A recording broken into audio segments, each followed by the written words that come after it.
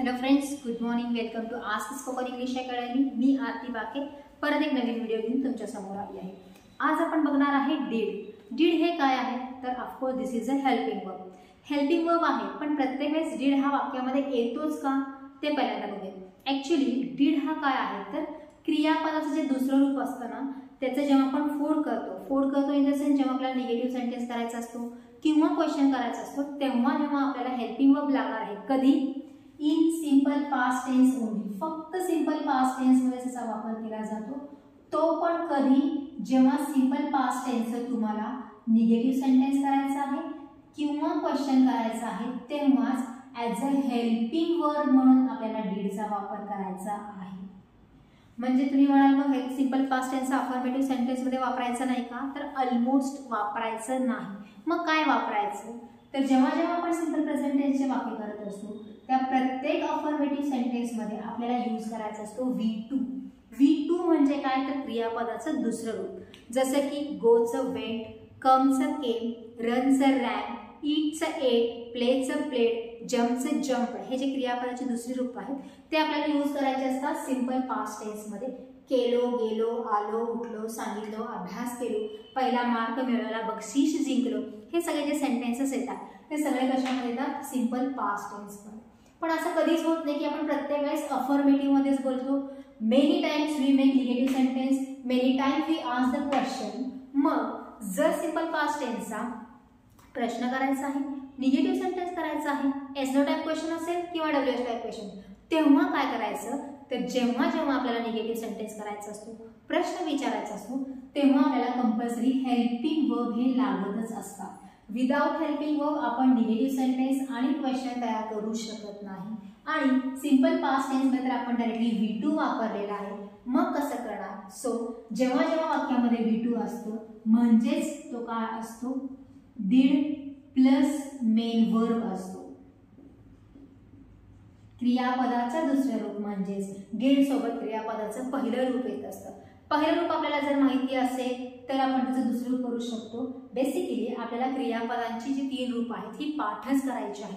त्याच्याशिवाय आपल्याला ती येणारच नाही. कारण टेन्सेसमध्ये मॉडल ऑक्झिलरी वर्बमध्ये आपल्याला कंपल्सरी मेन वर्ब आणि मेन वर्बचे फॉर्म्स हे येणं गरजेचंच असतं. तसं सिंपल पास्ट टेन्समध्ये आपण अफर्मेटिव्हमध्ये V2 वापरतो. पण जर त्याचं निगेटिव्ह करायचं असेल आणि क्वेश्चन करायचं असेल तेव्हा आपल्याला काय करावं लागणार आहे? डीड हे हेल्पिंग वर्ब यूज करावं लागणार आहे. आणि जेव्हा डीड हा हेल्पिंग वर्ब येणार आहे त्याच्यासोबत V2 कधीही येणार नाही, कारण त्या वाक्याला सेन्सच होणार नाही. ऑलरेडी डीड आहे, परत V2 आला तर कशा प्रकारचा टेन्सच नाहीये. सो जेव्हा डीड येणार आहे त्याच्यासोबत कंपल्सरी आपल्याला काय यूज करायचं आहे? मेन वर्ब यूज करायचा आहे. जसं की जर वाक्यामध्ये वेंट आहे म्हणून समजा, म्हणजेच तो असणार आहे डीड प्लस गो. जर तिथे जम्प असेल तर तो झाला डीड प्लस जम्प. जसं की टॉट, TAUGHT, टॉट जर अफर्मेटिव्ह सेंटेन्स मध्ये असेल तर त्याचंच आहे रूप did plus teach. For example, I ran fast at morning. मी सकाळी जोरात पळालो. आता ह्याचं जर मला निगेटिव्ह सेंटेन्स करायचं झालं तर मी असं करू शकणार नाही. I not ran, I ran not, अशा प्रकारे सेंटेन्सेस होणार नाही. So I have to find the helping verb first. म्हणजेच रॅन म्हणजेच काय आहे तर डीड प्लस रन आहे. निगेटिव्ह सेंटेन्स करायचा आहे म्हणून मला वापरावा लागणार आहे not. I did not run fast at morning. मी सकाळी जोरात पळालो नाही. पळालो नाही. इथं आपण काय केलेलं आहे? निगेटिव्ह सेंटेन्स करायचं म्हणून त्याची फोड केलेली आहे V2ची. त्याच्यामध्ये तुम्हाला डीड आणि रन आला आणि त्याच्यामध्ये आपण नॉट हा शब्द यूज केलेला आहे निगेटिव्ह करायचा आहे म्हणून.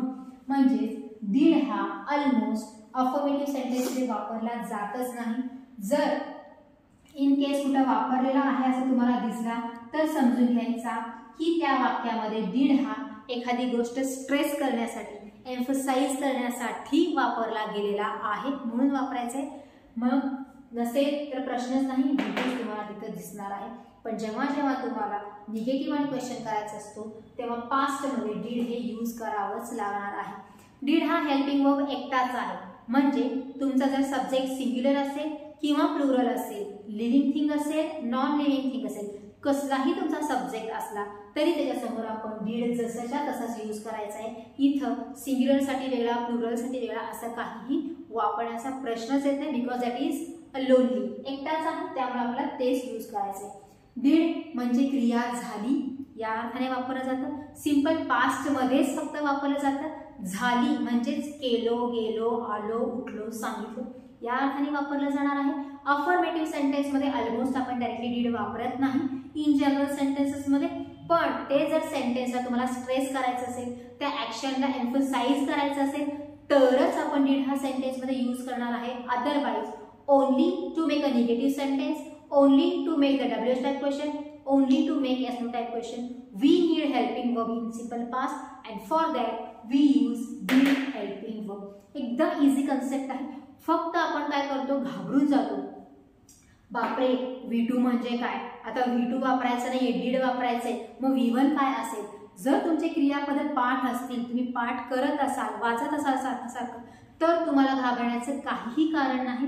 ऑलरेडी सांगितलेलं आहे, जेव्हा आपण टेन्सेस शिकणार आहे, मॉडल ऑक्झिलरी वर्ब शिकणार आहे, we need main verb and main verb forms compulsory.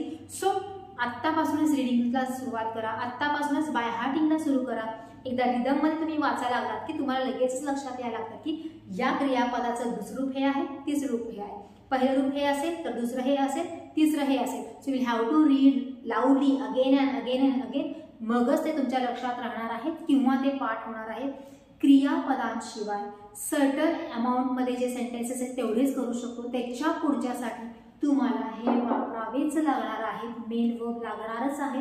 काही सेंटेन्सेस आहेत विदाउट मेन वर्ब आपण करू शकतो, जसं की बेसिकमध्ये आपण am are, was, will, shall be, will be, have, has, had, shall have, will हॅवचे वाक्य करू शकतो, पण एका लिमिटेड पिरियडपर्यंतच, वर्णन करण्यासाठी काय आहे काय नाही हे सांगण्यासाठी. पण जिथे जिथे क्रिया येणार आहे त्या वाक्यामध्ये, जिथे आपल्याला क्रियेबद्दल सांगायचं आहे, बोलायचं आहे, तेव्हा मात्र आपल्याला क्रियापद लागणारच आहेत. So you will have to by heart them. Did concept एकदम इझी आहे, निगेटिव्ह क्वेश्चन करण्यासाठीच वापरला जातो, पण त्याच्यासोबत कंपल्सरी क्रियापदाचं पहिलं रूप येणं गरजेचं आहे जर तो निगेटिव्ह आणि क्वेश्चन असेल तर. पहिल्यांदा व्हिडिओ परत ऐका, काय बोललेलं आहे ते बघा, कारण V1 कधी वापरायचं आहे, V2 कधी वापरायचं, व्यवस्थित ऐका. V2 फक्त अफर्मेटिव्ह सेंटेन्स मध्ये येणार आहे आणि V1 डीड सोबत निगेटिव्ह आणि क्वेश्चन मध्ये येणार आहे. So this is for today. एकदम इझी कन्सेप्ट आहे, थोडंसं फक्त क्रियापदांवर भर दिला की तुमचे सेंटेन्सेस इझी होत जाणार आहे. So that's all for today. Thank you.